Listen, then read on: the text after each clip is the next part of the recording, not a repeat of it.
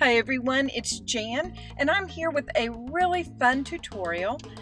Actually, it's maybe even 3 tutorials all wrapped up into one because I had so much fun making these fun leaves that I had a lot of ideas about what to do with them, and I couldn't just pick one. So I'm going to share them all with you. But before we do that, I want to invite you to be part of the 40-day Attitude of Gratitude Challenge that's going to be beginning on September 20th, 2015. And for the next 40 days, I'm going to be posting the thing that I am most grateful for that day. And I'll tell you a little bit more about that. But I hope you will participate with me and use on your favorite social media the hashtag 40-day of Attitude of Gratitude. So let's get started with this tutorial. I got this set of leaf dies. They are from Paper Tray Ink, and I love them because they layer really well together, and you can use them kind of by themselves or together. And I went just a little crazy. I cut out of cardstock, book pages, and some really lovely heavy vellum. And I have a whole forest full of leaves to work with. And I just came up with some fun techniques to do with them, and I loved how they turned out. So let me show you what I did. You can see putting a book page over a solid piece of cardstock. There's so many things. And then on top of it, I really am kind of loving the trend of metallics this fall, so I thought I would do some fun metallic embossing as well.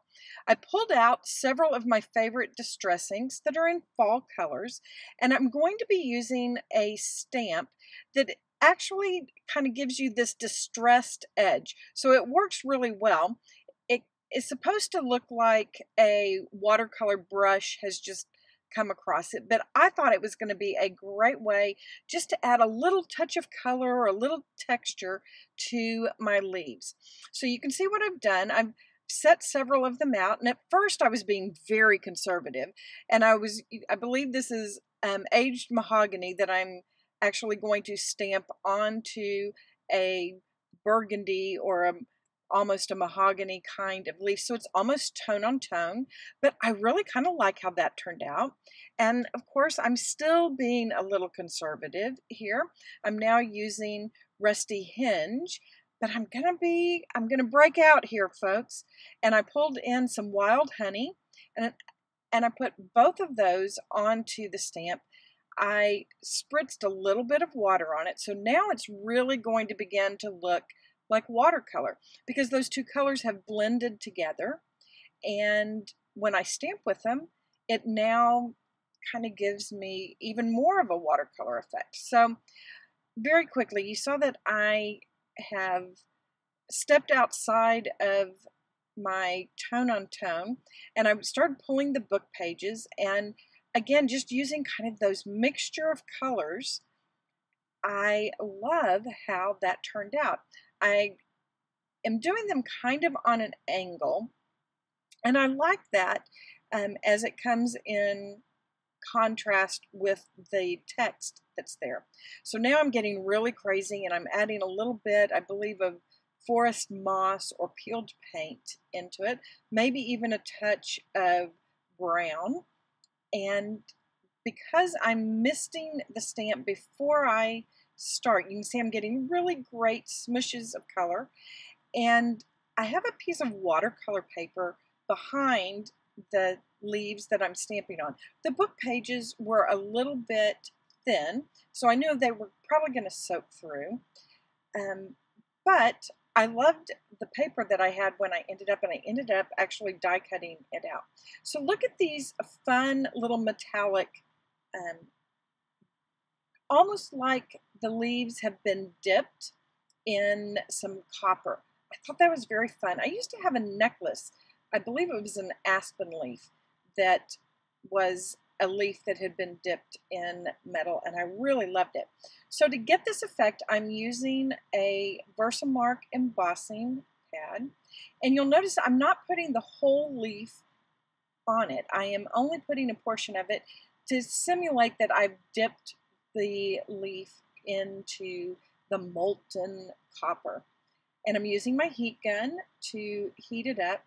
And I really loved how just having that bit of color on the tip of it was very fun. Now, I learned on this first one that I didn't want that really hard line of the edge of the ink pad, so I began to kind of mess it up just a little bit. But then I did the same thing with some of my, that top portion that has the veining in it. And I love how those look like they are dipped, and they're going to be really pretty just on top of one of the book pages that maybe has a little bit of that watercolor on it.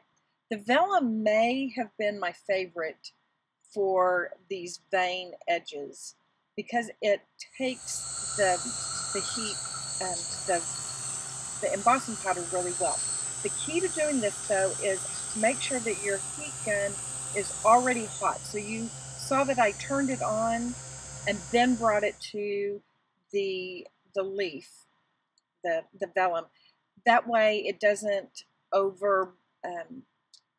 make the vellum so hot that it begins to curl and burn. You have to be a little more careful with your vellum than you do with the leaves.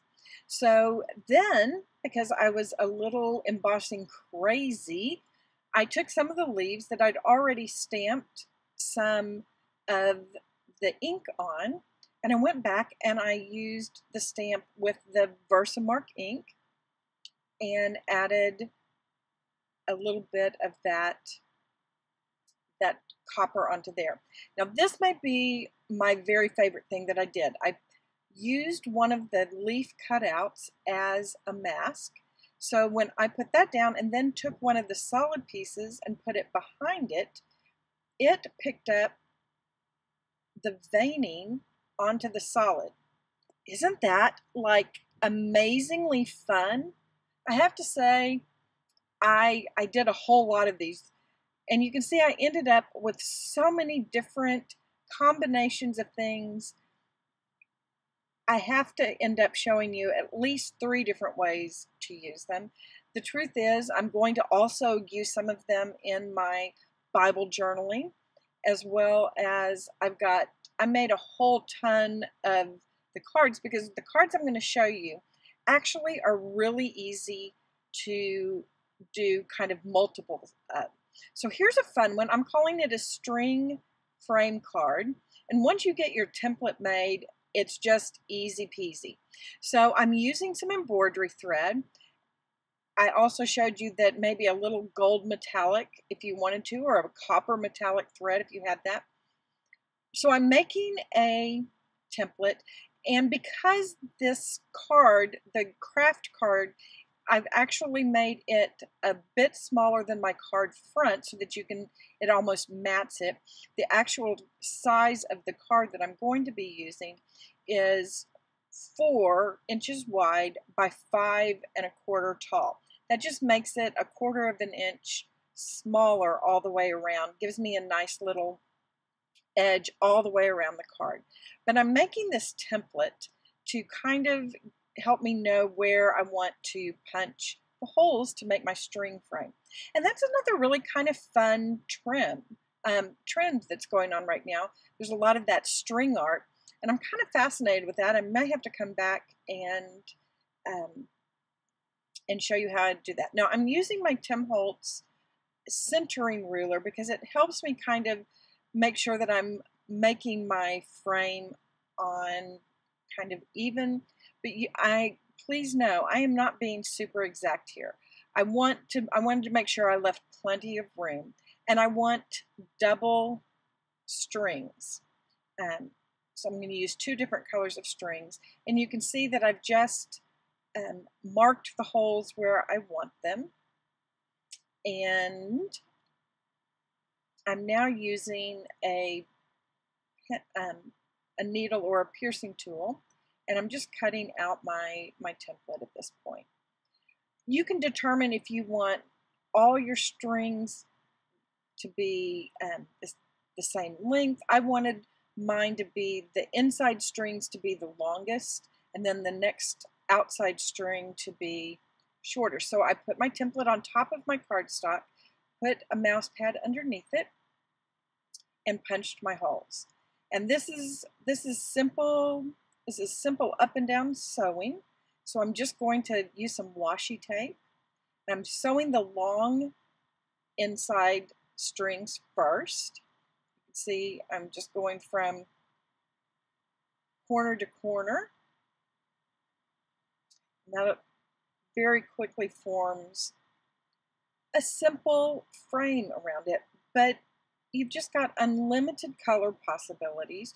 You could use 3 strings if you wanted to. You could use the same color string for both of them. I mean, really and truly, the possibilities are just whatever your brain wants to come up with. So I used a burgundy embroidery thread, and now I'm using a bit of a golden orange. Some of the colors that kind of ended up in my watercolor leaves stamping, so I knew that they would work well together.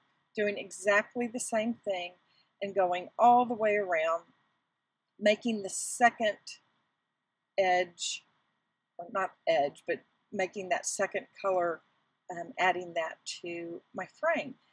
And it has such a nice little homespun, homemade feel to it, but really kind of cool and trendy too. So very easy, just another piece of washi tape, and I trim it, and that is really all there is to making the frame. Then I can position my leaves inside. I think the frame really sets them off.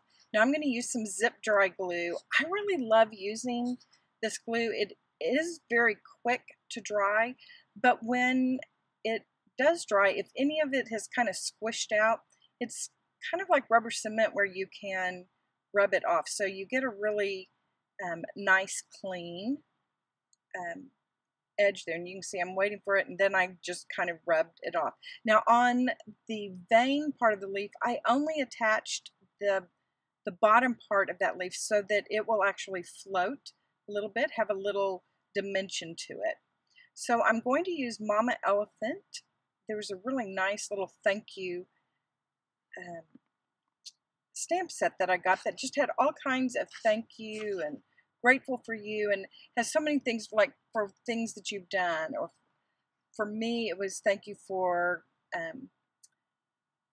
gosh, I'm just going to have a ton of thank you notes that I want to do, because my goal over this attitude of gratitude, the 40 days of that, I'm going to write 40 thank you notes to people that have encouraged me.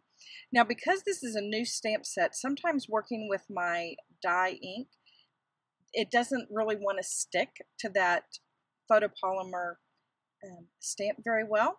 So one of the things that you can do is to actually put some Versamark ink on it first, then without wiping it off, go directly to your dye ink pad and put that on, and it gives you a much better impression. I'm using the new espresso brown distress ink from Tim Holtz, and I love it, love it, love it, love it. Now I just had to add just a little bit of bling, so I took some sequins and added those to the front just to give it a little bit of a fun little splash of color in addition to the leaves. So there's our first card that we made with the leaves. And now I want to show you this perfect pearl background. Another super, super simple technique, one that you can mass produce. Now, when you get your perfect pearls, you usually get the perfect medium as well, but I am using the Versamark because I like how sticky it is. Now, for this technique to look really great, I think solid stamps work the best. So I'm using this leaf stamp, and I'm just going to fill the background with these leaves. They could be fall leaves, they could be spring leaves. It's just a nice, good, basic stamp. And then I'm going to take my perfect pearls, and I'm using copper and bronze. When I'm doing this technique, I like having a couple of colors to blend together. And I'm using a very soft brush, and I'm just adding a few dots of each of those colors around over where my Versamark ink stamped image is. And once I feel like I've got enough on there, I swirl the brush until it kind of gets pushed into that ink, and you can wipe it off with a cloth, and it gives you that really fun metallic look again.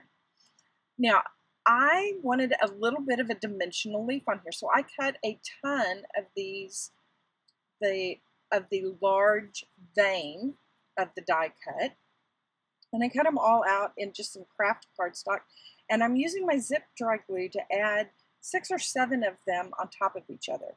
And that's really easy to do, particularly with this zip dry glue, because once they're all dry, it's really easy to clean up any of the little strings that you have maybe left behind. I like using tweezers because it can help me get the leaf right on top of the leaf that is below it. You can see it's beginning to have a little bit of dimension. By the time I have, I don't know, maybe 5 or 6 of them together, I'm now ready to put that onto the card front. And then I'm going to take one of the dipped leaves that I'd done with the copper on it, and I'm going to add that on to the top of this dimensional piece. Again, just super easy. I'm just going to dot my zip dry glue all over it. If you have a glue pen that you like using, anything that will give you kind of some control over your glue to make it a little more delicate as you're filling in those edges. I love the dimension. I love how simple a background that is. Very easy to do over and over in mass production. So you may want to try something like that for yourself. Now, this textured background card may be the simplest one yet, but I loved how it turned out. I'm using this Cuttlebug folder that has kind of a basket weave to it. I ran it through my Big Shot machine and added all of that texture to it. I'm going to take some distress ink and an ink blending tool and just kind of add a little bit of darkness around all the edges and add it directly to my card base. There's so much wonderful texture there. You just really don't have to do very much to it. Now I'm doing some quick tacky glue, and I'm taking one of those leaves that I had done, that I had put over the mask, so that the copper is actually in the relief behind that. And then I'm adding just another one of the little book pages leaves and a button down at the bottom of those leaves. Again, you know, you could do a ton of these, but it's just such a wonderful fall thank you card. It doesn't have to be a thank you card. It would be a great birthday card too. Good masculine card. All 3 of these using just a few of those leaves. I've got many more. I hope you will try some of these really fun techniques that I've shared with you, and I really would like to encourage you to come be a part of the 40-day Attitude of Gratitude Challenge. I'm also doing a workshop called Attitude of Gratitude. You can find out about that on my website at illuminatedjournaling.com. I'll have a link to that workshop down below in the description. It's going to be focusing on some of the illuminated journaling, but it will be a really good companion to our challenge for the 40-day Attitude of Gratitude. Thank you so much for joining me, and I hope you'll subscribe and follow me on Instagram, Pinterest, Facebook, Twitter, and now Periscope.